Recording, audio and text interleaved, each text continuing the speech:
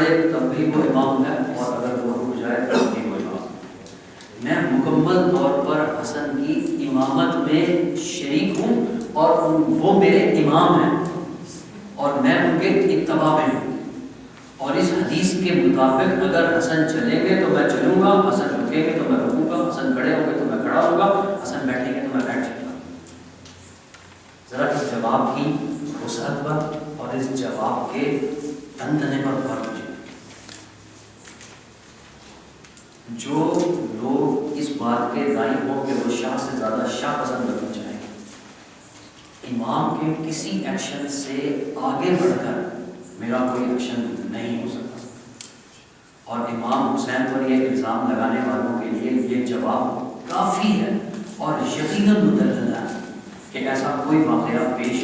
نہیں آیا تھا کہ امام حسین علیہ السلام جنگ جاری رکھنا چاہتے تھے اور اس خدا نہ خواستہ نعوذ باللہ اس جنگی جنون میں مبتلا ہو گئے، انہوں نے کربلا اور انہوں نے خدا نہ خواستہ پہ بغاوت کر دی۔ اگر ہم بغاوت کا بھی نام لیں تو ذرا سا اس بات کو غور کیجیے، جو ابھی آپ کو سلائڈس میں اور آگے لیکچر میں ملتی جائے گی بات، یہ بغاوت حکومت کی بغاوت نہیں تھی، یہ بغاوت یزید کی اسلامی اصولوں کے خلاف تھی، جس کی سرکوبی کے لیے امام حسین علیہ السلام اپنے گھر سے نکلے۔ تو یہ بغاوت کا الزام امام حسین پر نہیں کر سکتا۔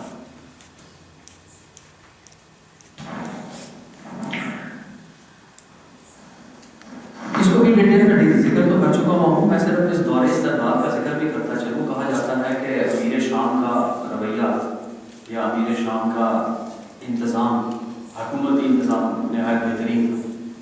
اور کچھ اصطلاحی غلطیاں ان سے ہوئی تھیں، وہ اصطلاحی غلطیوں کی معذرت ہے، معافی مان لینی چاہیے، کس سے نہیں ہو سکتی اصطلاحی غلطی، تو کس سے بھی ہو سکتی ہے، اور ہوئی جائے تب بھی اس کے لیے سوال ہی سوال۔ چلیے for the sake of argument ہم یہ بات مان لیتے ہیں، لیکن کیا اس سیاسی بہترین انتظام حکومت میں حجر بن عدی کا قتل نہیں ہوا؟ حکومت مخالف، حکومت کے مخالفین کا قتل بلا ترام ہوا۔ ان واقعات سے آپ واقف ہیں۔ امام حسین علیہ السلام کا کوئی ایک ایسا قدم اور کوئی ایک ایسا ایکشن نہیں دکھایا جا سکتا کہ اس 10 سالہ دور میں انہوں نے کوئی ایسا ایکشن اٹھایا ہو جو جنگ کی طرف جاتا ہو۔ ایسا بھی نہیں ہوا کہ وہ بالکل خاموش بیٹھے رہے ہیں، انہوں نے امیر شام کو ہر قتل پہ خوب جواب دی۔ جب امیر شام نے اس کو ایک خط میں لکھا، جہاں ہم دیکھیں گے ابھی سلائڈ میں،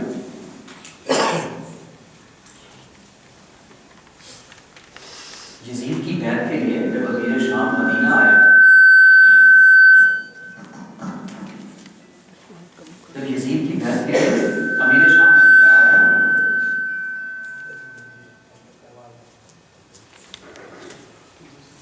اور اس نے تمام صحابہ کو مسجد نبوی میں طلب کیا اور وہاں اس نے خطبہ بھی دیا۔ کچھ کتابوں میں یہ ملتا ہے کہ امام حسین علیہ السلام بھی وہاں موجود تھے، لیکن پہلے کتابوں میں ملتا ہے کہ امام حسین نے وہاں آنے سے انکار کر دیا۔ کہا جاتا ہے کہ وہ بہت دور استقبال تھا، جبر تھا، اس لیے وہاں پہ ہر آدمی کے اوپر ایک آدمی کھڑا ہوا تھا اور کسی کو بولنے کا موقع نہیں تھا۔ اس نے اپنے بڑے دارو شروع کرایا یزید اور کہا کہ ہاں جی اس کو بادشاہ بننا چاہیے۔ میں بھی آگے چل کر آپ کو امام کا وہ خط بھی دکھانے والا ہوں، آپ کو کلام بھی بتانے والا ہوں جو انہوں نے اس موقع پر امیر شام سے کیا، جہاں ہمیں یہ بات ملتی ہے کہ وہاں وہ کمپلیٹ خاموش رہے اور انہوں نے کسی قسم کا کوئی ریوولٹ نہیں کیا۔ امیر شام وہاں آیا اور آگے چلا گیا اور یزید کی بیعت کا پیغام بھی دیا لے کر چلا گیا، اور ان کی طرف سے کسی قسم کی کوئی لب کشائی بھی نہیں ہوئی۔ ایسا نہیں ہے، ہمیں تاریخ کی کتابوں میں ان کے وہ اقوال اور ان کے وہ مواقع مل جاتے ہیں۔ کربلا کے اس ریموٹ ماضی کے ساتھ جو ہمارا آج بھارت بحث کا موضوع نہیں ہے، اس لیے ہم اس کو فوکس نہیں کر رہے، یا ہمارے آج کے درس کا لیکچر کا موضوع نہیں ہے جس میں فوکس نہیں کر رہے اس پر۔ ہمیں یہ بھی دیکھنا ہوگا کہ امام حسین نے جب مدینہ چھوڑا تو ان کی اس وقت وہاں معاشرتی اور عسکری حالت کیا تھی؟ کیا واقعتاً وہ اس حد تک مجبور ہو چکے ہوئے تھے کہ وہ مدینے میں رہ ہی نہیں سکتے تھے اور وہاں ان کی جان کو شدید خطرہ تھا؟ تو یہاں میں ایک سوال اٹھاتا ہوں کہ مدینہ یزید کی حکومت میں شامل تھا، یہاں سے راتوں رات نکل کر یزید کی سلطنت سے باہر نہیں چلے گئے، مکہ بھی یزید کی سلطنت میں ہی تھا، وہاں ان کا قیام ہمیں 4.5 ماہ نظر آتا ہے۔ 4 ماہ میں کیوں؟ ہم یہاں تھوڑا سا جائزہ لیں گے کہ مدینے میں امام حسین علیہ السلام کی عسکری اور معاشرتی حیثیت کیا ہے، وہاں سے ہمیں اس بات کا جواب مل سکے گا کہ مدینہ چھوڑنے کی کیا وجہ ہو سکتی ہے۔ اب میرے قلب کی معذرت اس میں کچھ نہیں کر سکتا جب میں اس کے پیچھے تھوڑا سا چھوٹ جاؤں گا۔ دیکھیے، آپ لوگ جانتے ہیں کہ امام حسین جس زمانے میں رہا کرتے تھے وہ ابھی تک قبائلی معاشرہ تھا، جہاں قبائلی رواج، حالانکہ وہ مدنیت کی طرف جا رہے تھے، حالانکہ وہ شہر کی طرف جا رہے تھے، ماحول بن رہا تھا، کلچر تبدیل ہو رہا تھا، لیکن امام حسین علیہ السلام کے بیچ کوئی بہت واضح تبدیلی نہیں آئی تھی کہ ہم کہتے آل ٹوگیدر سب کچھ تبدیل ہو گیا تھا۔ قبائلی معاشرے میں کم از کم 2 باتوں پر آپ کی معاشرتی اور آپ کی عسکری طاقت کا انحصار ہوتا ہے کہ آپ کتنی بڑی جائیداد کے مالک ہیں۔ جائیداد اس بات کا تعین کرتی ہے کہ آپ کے پاس کتنی افرادی قوت ہے اور آپ کے پاس کتنی مالی قوت ہے۔ اگر یہ 2 قوتیں آپ کے پاس موجود ہوں تو معاشرے میں آپ کا ایک استحکام نظر آتا ہے۔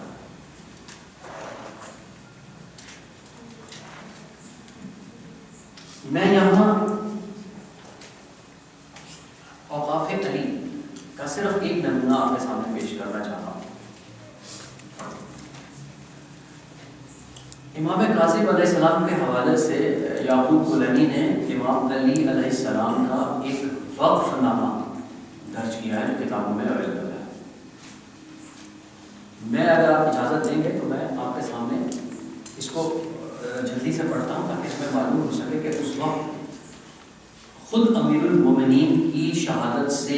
1 سال پہلے، اس میں واقعے کا ذکر کیا گیا ہے کہ یہ کب لکھی گئی ہے، اس میں ان کی جائیداد کی تفصیل ہے، جہاں ہم فرماتے ہیں کہ بسم اللہ الرحمن الرحیم، اللہ کی رضا کے لیے یہ اللہ کے بندے علی کی وصیت اپنے اموال کے بارے میں ہے، اس کا یہ فیصلہ اس امید پر ہے کہ اللہ مجھے اس وصیت کے سبب جنت عطا فرمائے اور دوزخ سے دور رکھے، نیز لوگوں کے روح سے اور پر نور ہونے والے دن مجھے جہنم کی آگ سے محفوظ رکھے۔ اب میری وصیت یہ ہے کہ یمبا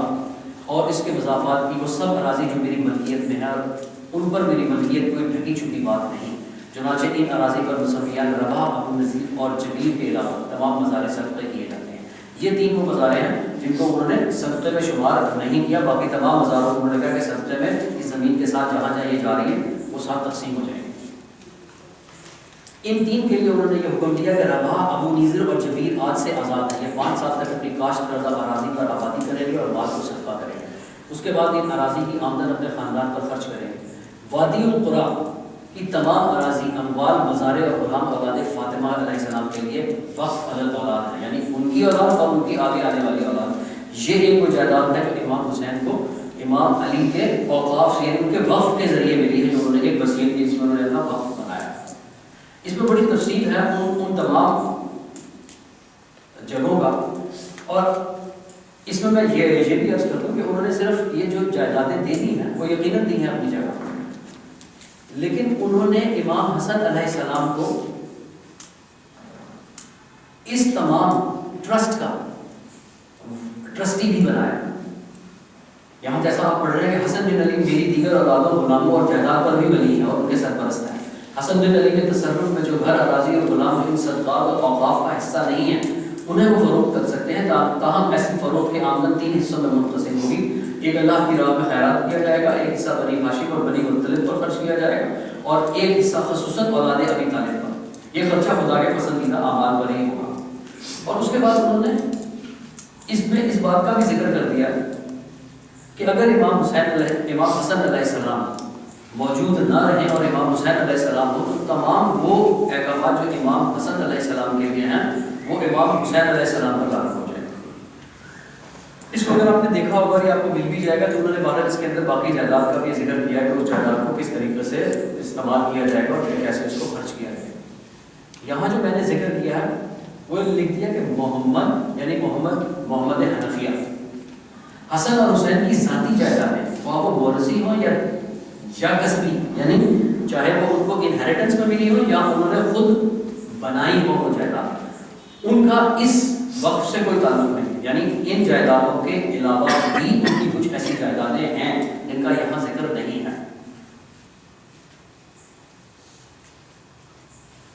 یہ امام حسین علیہ السلام کی ان جائیدادوں کی تفصیل ہے جو ان کی سوائے اس میں الزمیہ کے باقی تمام وہ جائیدادیں ہیں جو ان کو موروثی نہیں ملی بلکہ یہ ان کی خود ذاتی کسبی جائیدادیں ہیں۔ وادی الحمد شام کے راستے میں حرۃ الجلا اور حرۃ الجلی کے درمیان کے پاس ایک وادی ہے، الحدیبیہ یثرب کے جوف پر ایک وادی ہے، الزامیہ السعان بین الملک یہ ایک کنواں ہے اور یہ بہت بڑا کنواں ہے۔ بیت اس کنویں کو کہتے ہیں جس کے گرد رہٹ چلتا ہے اور جانور گھومتا ہے، کیونکہ مختلف قسم کے کنویں ہیں جس میں جانور کچھ ہوتے ہیں کہ جانور رہٹ کے گرد گھومتے ہیں اور کچھ ہوتے ہیں جو دور جاتے ہیں۔ جو دور جانے والے کنویں ان میں پانی گہرا نہیں ہوا کرتا، لیکن جو بحر ہوتا ہے وہ گہرا کنواں ہوتا ہے، اس لیے رہٹ چلتا ہے اور جانور اس کے گرد گھومتا ہے۔ اس کنویں سے جتنی بھی زمین سیراب ہوتی ہے اسے حتیم کہا جاتا ہے، کنویں کا حتیم یعنی اس کا سپین یا اس کا پین۔ یہ اپنے کنووں میں سب سے بڑا کنواں ہے کیونکہ اس کا حتیم 2 میل کا ہے۔ جانور سے آباد ہونے والا اس سے بڑا شاید کنواں کہیں موجود نہیں ہوگا۔ جو لوگ دیہات سے واقف ہیں وہ جانتے ہیں کہ کنووں سے 2 میل کی جگہ کو سیراب آج بھی نہیں کیا جا سکتا۔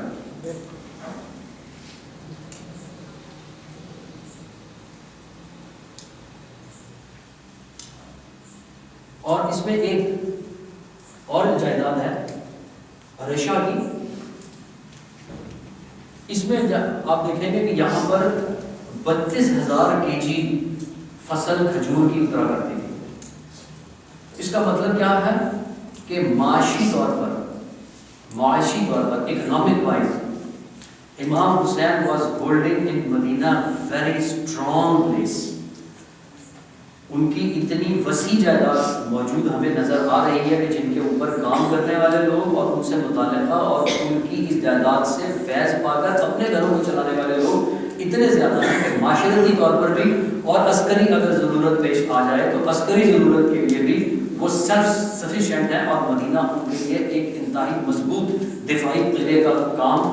کر سکتا ہے۔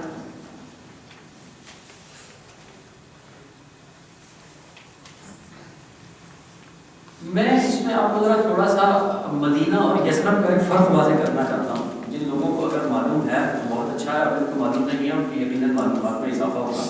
مدینہ اور یثرب بظاہر 2 مختلف جگہیں ہیں، یہ بالکل ایک جگہ نہیں ہے، یقیناً ایک ہی جگہ واقع ہے۔ یثرب ایک براڈر نام ہے، جب تک رسول اللہ صلی اللہ علیہ وآلہ وسلم وہاں تشریف نہیں لائے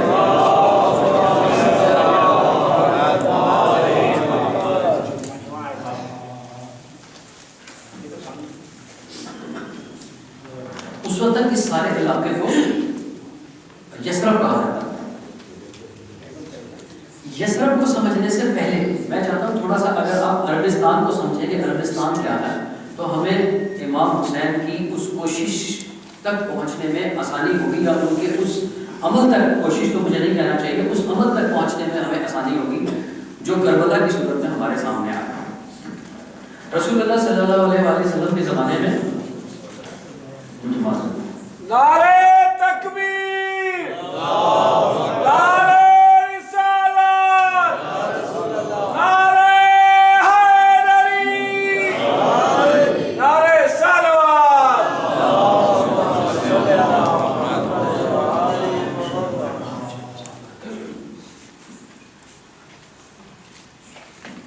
عرب پیننسولا جسے آج آپ سعودی عرب کہتے ہیں، آل سعود کی وجہ سے الگ پیرنٹس لینا ہے. زیادہ تر اس کا اطلاق